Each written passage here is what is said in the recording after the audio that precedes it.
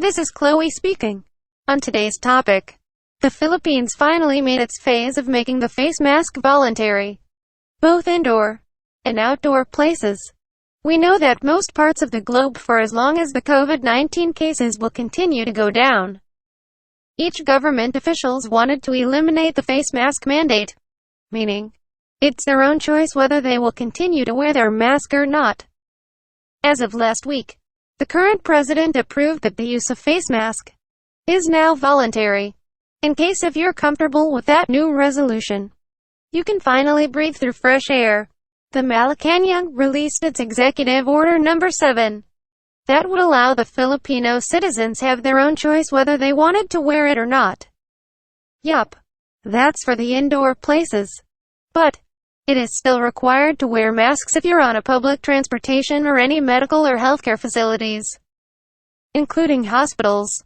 The wearing mask is still being encouraged for those who are elderly or the senior citizens, individuals that have comorbidities, immunocompromised individuals, pregnant women, symptomatic individuals, or let's say the person who has a cough and cold, and of course, the unvaccinated individuals. Still, even though it's voluntary, we have to be vigilant.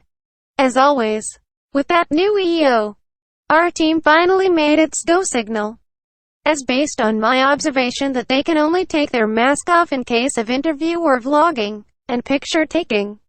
But be sure to put your mask on if nothing is necessary, especially if you are in a public place. So S3EP14. You have the choice since the audience wanted to see your familiar face again. Okay, now on to the comments, which I'll read them. The question for today's discussion is, are the Filipino citizens ready for making the face mask policy voluntarily?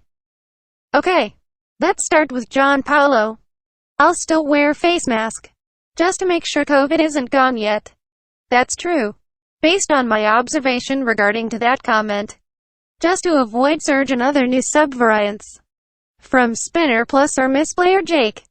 I will still wear it, especially in public places. But when I'm with an acquaintance or a friend in a private place, it's okay to take it off. Well said, Jake. That also counts if you're on a family reunion in times of Christmas. Oh yeah? We only have 51 days left. From Kenrel48. If the administration has any preparation in case of a sudden surge due to this policy.